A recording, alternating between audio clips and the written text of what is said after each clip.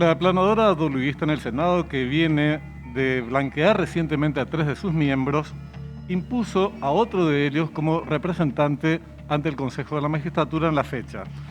El problema no está en que ejerza su mayoría, que la ostenta, sino en cómo lo hace. El problema, como bien lo dice Benjamín, no es el simple juego de las mayorías, sino las agendas que se juegan en este contexto.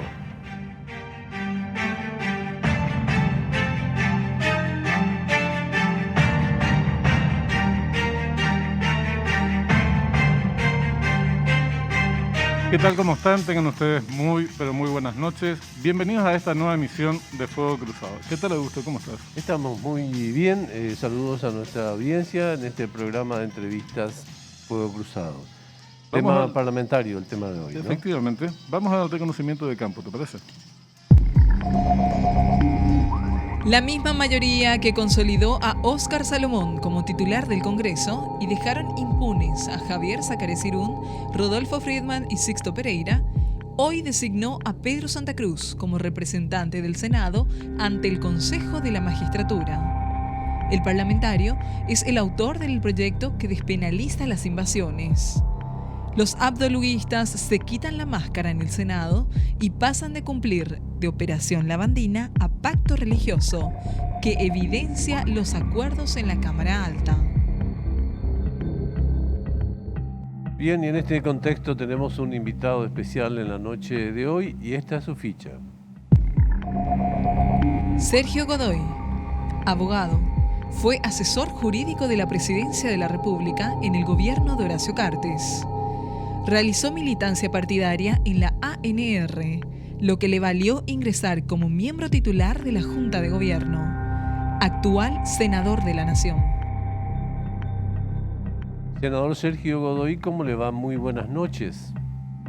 Buenas noches, Augusto. Buenas noches, Benjamín, audiencia. ¿Todo bien? Qué suerte. Bueno, Sergio, aunque conocemos en líneas generales tu opinión sobre este tema, quisiéramos que desarrolles síntesis.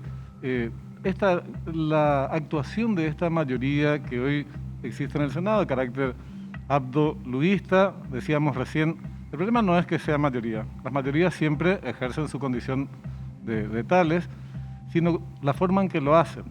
Primero blanquearon a 3 de sus miembros, salvándolos de una eventual pérdida de investidura, ni siquiera discutir las razones que llevaron a esas proposiciones, y ahora imponiendo la candidatura o la representación por parte del Senado de una persona ante el Consejo de la Magistratura para elegir jueces o ternas para la Corte Suprema de Justicia, una persona muy cuestionada, por cierto. ¿Así vamos a seguir en las próximas decisiones también? Bueno, para recapitular un poco, esto se veía venir, ¿no? Creo que Augusto recordará que un mes antes de designar a Salomón otra vez como presidente del Senado, yo le habría dicho que consideraba que iba a ir la decisión, que iba a ser reelecto, y porque al presidente de la República le conviene pactar con esta gente y de algún modo, sin, digamos, decir la palabra que él piensa utilizar ese verbo, le da una garantía. Lastimosamente al Partido Colorado y al Paraguay le cuesta muy caro esta alianza. Se implica dejar de lado los principios republicanos. Imagínense que aliarse y seguir una hoja de ruta nada más y nada menos que con la izquierda radical, la izquierda que propone blanquear las invasiones de tierra, que busca atacar generalmente al sector productivo, condena el cultivo de nuestro producto estrella, que es la soja, y demás. Y esa agenda es por demás peligrosa. Después tuvieron el descaro de blanquear en una sesión express, por así decirlo, a 3 de los colegas acusados, ellos de diversos delitos. Entonces la agenda en sí no tiene escrúpulos. Yo dije anteriormente, ahora repito y hoy lo dije en el Senado, no me voy a quejar porque esa mayoría designe y utilice, digamos, esa mayoría para designar personas en cargos de poder. Eso es lógico y la Constitución lo faculta. Pero sí el precio que como colorados estamos pagando en esta alianza es sumamente caro. Claro. Es que no tiene nada que ver con los principios republicanos, con los principios propios sostenidos en la propia Constitución, ¿verdad? Entonces es muy caro este precio y ahí es donde yo quiero apuntar para la gran equivocación del presidente de la República y de gran parte de los senadores del movimiento Añetete de entregar a cualquier costo a la agenda de la izquierda radical con tal de, en este caso vimos el salvataje de 2 senadores y bueno, y quién sabe qué más vendrá. Ahora, Sergio, va a sonar casi como un cuestionamiento, pero ya utilizaste 2 veces la expresión salvataje. ¿Acaso también Honor Colorado no fue el gran salvador, no ya de cuestiones sectoriales, sino del propio presidente de la República en coyunturas tras las cuales el propio presidente de la República volvió a traicionarlos, por decir de una manera? Sin duda, Augusto, metimos la pata, cometimos un error, yo estuve en contra, ¿verdad? Manifesté eso en la reunión del movimiento, que para mí el presidente no podía seguir ya hace un tiempo, y considero que si él se hubiese ido, muchos de los males no iban a suceder. Pero bueno, fue para mí una decisión errada y claramente tenés razón. Lo sostuvimos y lo vamos a pagar muy caro como Partido Colorado. Porque si bien la hipocresía de la posición con la ANR nunca más y demás, y le terminan votando otra vez a uno de la ANR como presidente del Congreso, tiene sus contradicciones. Al final la gente va a sopesar y este gobierno con esta desidia, con el gran tema de los fallecidos en la pandemia por negligencia e ineptitud del presidente y del exministro Mazzoleni, la vamos a pagar y va a ser muy difícil revertir. Es que vamos a llegar al tema partidario y al futuro, a los compromisos electorales venideros, pero antes de pasar de la parte del Congreso y de la situación del Senado, para mí es encapsular o restringir mucho el acuerdo de Lugo con lo que vos denominás izquierda radical. En realidad es el abdismo, de Abdo con la izquierda radical, es el abdismo y sectores de la oposición entre los cuales se encuentran grupos de izquierda o la izquierda representada en el Frente Guazú. Te digo porque si no queda con un amplio sector de legisladores de distintas bancadas de la oposición por fuera de este acuerdo y en realidad son proabdistas, PDP, sectores liberales incluso, de distintas bancadas políticas. Es un acuerdo más amplio y tienen una agenda que no es respaldada solamente por los de Añetete y del Frente Guazú, sino tiene otros componentes también, Sergio, otros miembros. Sin duda, o sea, la alianza Mariado-PDP viene ya de hace tiempo. Sí, también el efrainismo, que en cierta manera se fue alejando también por coyunturas ya electorales. Pero es una alianza que viene incluso antes de la elección de Mario Abdo como presidente de la República. Y bueno, y se fue solidificando y prueba de ello es que el PDP tiene secretarías muy importantes en el gobierno, ¿verdad? Secretaría Anticorrupción, Antilavado, el propio Ministerio de Educación compete, su principal asesor era el presidente del PDP, Yucio, que fue del partido, es ministro del Interior, hoy es miembro del Consejo de la Magistratura, uno de 2 senadores nomás que tiene el EPP. Entonces, y por ahí si la senadora decide ser abogada, también iba a integrar el jurado, quién sabe qué, ¿verdad? Porque realmente ellos son co-gobierno y siendo un partido, digamos, modesto, chico, tiene una preponderancia grande. Entonces, eso es lo que preocupa y lastima y como le decía, al final de cuentas lo que vamos a llevar en los problemas de este gobierno, porque bien advertía Augusto, y lo que vamos a cargar con el peso en contra de los votos somos los colorados. Sí, porque hay cuestiones que resolver acá a la vuelta de la esquina. Estamos hablando, por ejemplo, de las elecciones municipales. Creo que el proceso del año 2013 deja en claro la importancia que tiene un resultado de las elecciones municipales previas a las nacionales, por ejemplo. Y el panorama que se vive ahora es bastante desolador, diríamos, en relación a las posibilidades de que el partido se presente unido en sus compromisos de futuro, ¿eh? Sí, yo entiendo que el partido, Augusto, y ustedes que saben más de esto, pasó grandes cismas y tuvo la capacidad de unirse, ¿verdad? Ahora, el gran problema es que el presidente actual, que quiera ser no es líder, en mayor o menor medida, de un grupo que, si bien está atomizado, tiene la dirección mayor del grupo Añetete, cometió lo que ya sabemos, aparte de un acto de traición vil contra el líder del otro movimiento colorado, el señor Horacio Cartes, gobernó un desastre. El pueblo a circunstancias nunca vistas, y cuando vino la pandemia, que si bien era inesperado y costó mucho a cualquier gobierno del mundo, se comportó de la peor manera. Entonces, esa es una carga y una mochila pesada que vamos a llevar. Esto que señalás, que me parece que es una opinión bastante extendida en la dirigencia de Honor Colorado, o asumida como tal por parte de la dirigencia, que se metió bastante la pata en términos del tiempo que llevó el apoyo, aunque siempre fue crítico, a la gestión de Mario Abdo Benítez. A partir de ahora, ¿qué debería hacer la ANR como tal, el Partido Colorado, para pagar el menor costo posible de aparecer pegado al gobierno y asumir, digamos, responsabilidades que en realidad en la práctica no las tiene? Y el movimiento Añetete es grande. El movimiento Añetete tiene gente fantástica y sería una jugada digamos, que hay que ir marcando la cancha y desligar, y al presidente de la República, no sé, le tenemos que esconder de alguna forma y separarnos de él cuanto antes, porque es un quemo y es muy difícil ir a pedir los votos con su cara después, habiendo hecho todo lo que hizo. Traición al líder del movimiento de Honor Colorado, traición a la gente, ¿se acuerdan que había dicho que iba a colorizar el gabinete? Hizo todo lo contrario.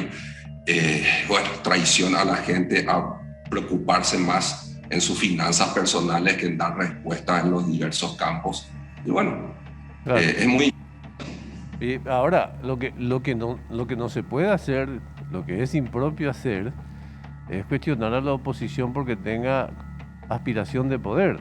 Lógico. O sea, una lógica dentro de la política es, o sea, si el Partido Colorado no sabe mantenerse en el poder, está bueno que lo pierda. Así funciona la política en todas las regiones del mundo. Ahora, ¿cómo caracterizás, senador, la actitud de la oposición, no en términos estos de la aritmética del poder, sino en términos de lo reputacional? ¿Por qué, digamos, un senador colorado que defiende a Friedman es un asqueroso y un opositor que lo blanquea es casi angelical? No, eso pasa por esa reflexión que la gente hoy día, Augusto, no es tanto así, ¿verdad? Sí es un grupo que a toda costa quiere, digamos, es contra al líder del movimiento Honor Colorado, a nosotros. Entonces, cualquier cosa que se diga en contra de ellos, cualquiera que esté en contra, es blanqueado. Entonces, se pierde el objeto, se pierde el foco del tema, en este caso, que es la corrupción que tenemos. Y bueno, y no importa si es un amigo, si está en contra de Honor Colorado, si no pertenece a ese movimiento, nosotros lo vamos a proteger. O si no, le vamos a dar palo. Eso pasó, recordarán, para poner un ejemplo, el ex intendente de Asunción, Mario Ferreiro, anda por ahí, programa, nadie se acuerda de él, muy pocos se acuerdan de él.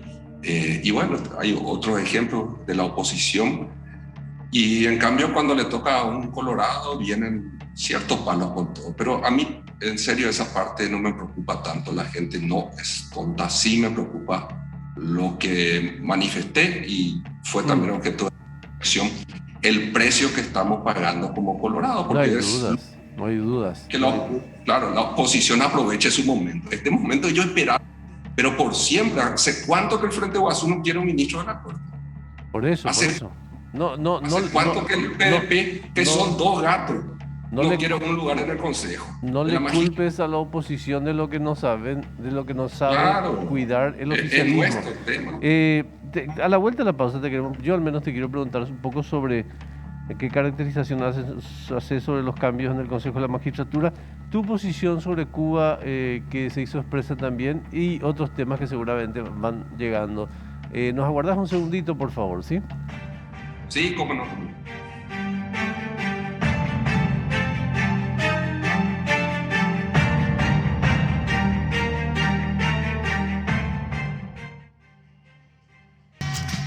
Seguimos en el programa de la fecha con nuestro invitado hoy, Sergio Godoy, senador perteneciente a Honor Colorado. Senador, ¿qué implicancia puede tener lo de Santa Cruz y cuál es, digamos, la razón o el motivo de que ello pueda suponer un riesgo desde el punto de vista del análisis que se hace? Sí, el gran tema ahí es que en el Consejo de la Magistratura se eligen las ternas para fiscales, para jueces y demás. Una persona que tiene una posición tan firme, incluso presentó, no es que lo está solapado ni nada de eso, sino que claramente presentó un proyecto de ley para despenalizar las invasiones.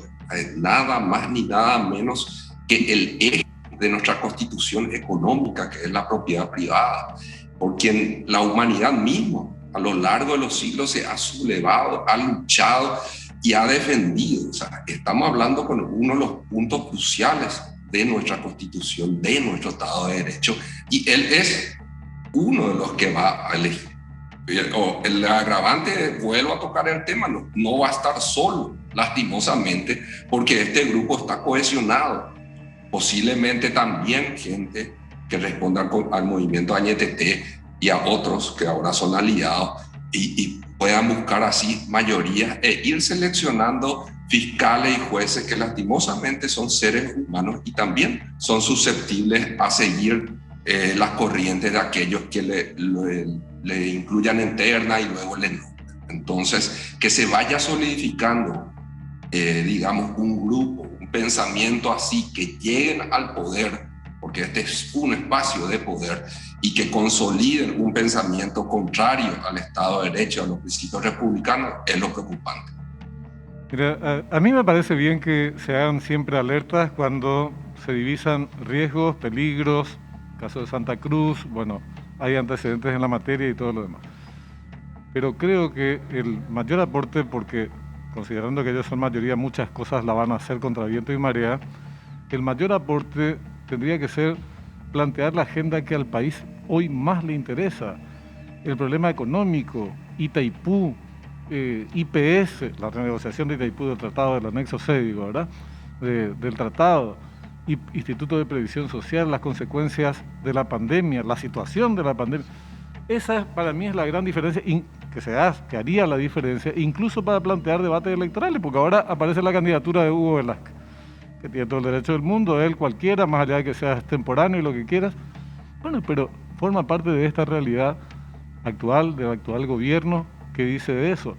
Y la forma de aclarar ante la ciudadanía, Sergio, es diciendo, señores, estos son los temas que tenemos que discutir, estas son nuestras opiniones al respecto.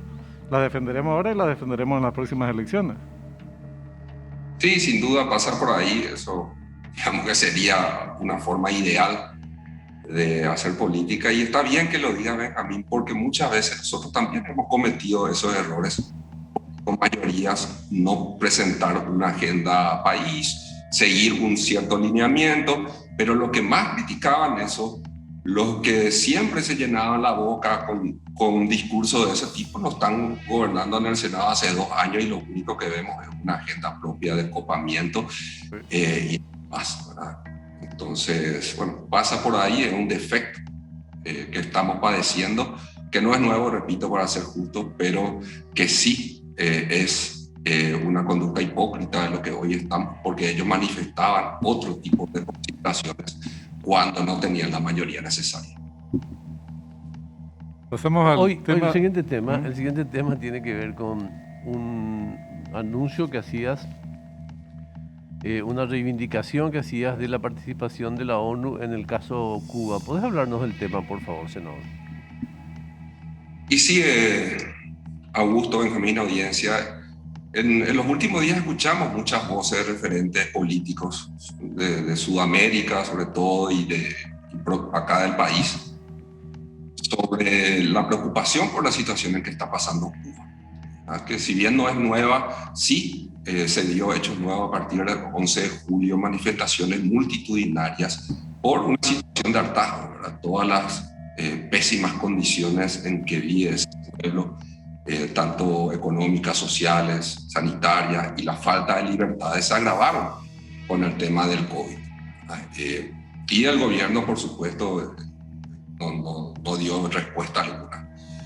O sea, sí, las respuestas que dio fueron palos. Podrán ver ahí justamente en la imagen, la gente casi famélica en las calles y los policías así tipo Robocop, metiendo palos y llevando detenidos solamente a los que piensan diferente y hasta aquellos que divulgan información, porque Cuba el problema es que está teniendo es que hay internet, por más que restrinjan, caiga la señal, luego se prende y bueno, podemos conocer más cosas que antes no conocíamos, ¿verdad? Y ahí ayer justamente estuve pensando qué más podemos hacer. O sea, la condena de esto es prácticamente de cualquier persona que reivindique los derechos humanos, es unánime, ¿verdad? Ahora, ¿cuál es otra medida? Y ahí fue que puse a investigar la Carta de la ONU, las actuaciones del Consejo de Seguridad, y hay unas medidas de mantenimiento de paz que el Consejo de Seguridad puede dictar.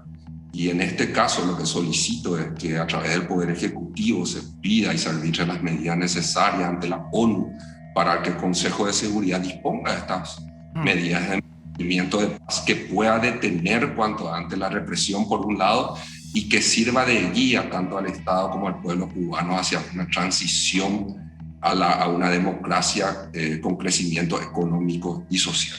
Entonces, esta parte, digamos, es la propuesta que tiene que ver con la intervención de la ONU, que no es un pedido nuevo, ¿verdad? Es un pedido que ya lo hizo los Estados Unidos de América en 2019 para el caso de Venezuela.